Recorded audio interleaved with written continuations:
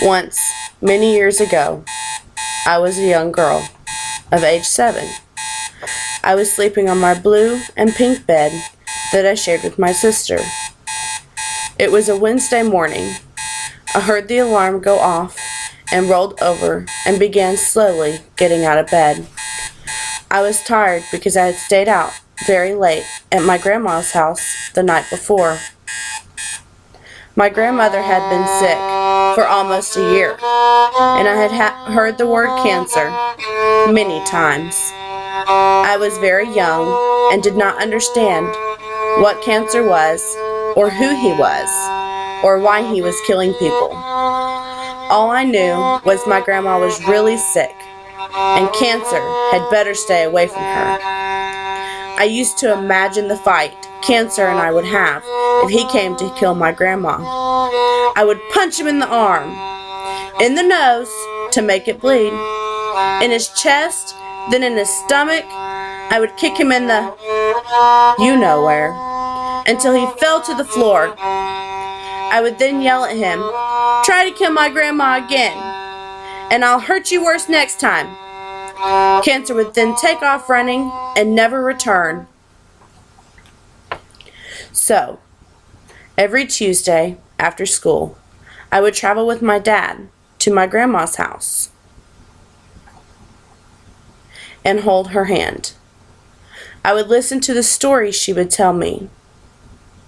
They were so beautiful. I would tell my grandma of the bad things people were doing to me, and she would always say to me, "No matter how many thorns you go through in life, my darling, you will grow up to be a beautiful rose, and I will be very proud." I can't count the number of times she would tell me this, looking deep into my eyes as if she could see the future. When my grandma would start yawning and talking quieter, I would hold her soft, loving hand in silence until she fell asleep. That last Tuesday, I told my grandma of everything that had happened to me. I told her of the beating I had received just hours before coming to see her. I told her of the man that did unspeakable things. She listened to every detail with glistening eyes. Then she said to me, "No matter how many thorns you go through in life, my darling, you will grow up to be a beautiful rose, and I will be very proud. Now I want to tell you a story." She told me a story of how she had gotten the pink stuffed pig that sat staring at us. She told me how it was given to her by her own grandmother, and that through the pig, her grandmother was watching over her. She then gave it to me. As I sat there holding it, she said, "Now remember, as long as you have this pig, I will be watching over you." I picked it up and hugged it. I looked at my grandma and saw a tear slip out of each eye and roll down each of her cheeks. I could tell my grandma was tired, so I held her hand quietly until she fell asleep. I heard my dad talking to my uncle. Then he took my hand and said, "It's time to go," with tears in his eyes.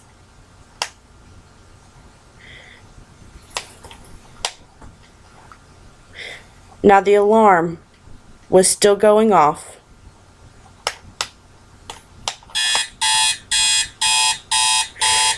And I was getting slowly out of bed, remembering all that had happened the night before, when my mom came in and told me I was not going to school. She took me into the living room. Everyone was sitting by the fireplace. My mom told us tearfully that as I was holding my grandma's hand last night, my grandma had died and gone to heaven. Everyone was crying, and I sat there confused. My grandma had gone to sleep, I thought. Then it occurred to me, after I left, cancer must have come in and killed her. I looked at my mom and dad and said, "If you had let me stay last night, I would have been there when cancer came, and I would have beat him up until he left my grandma alone."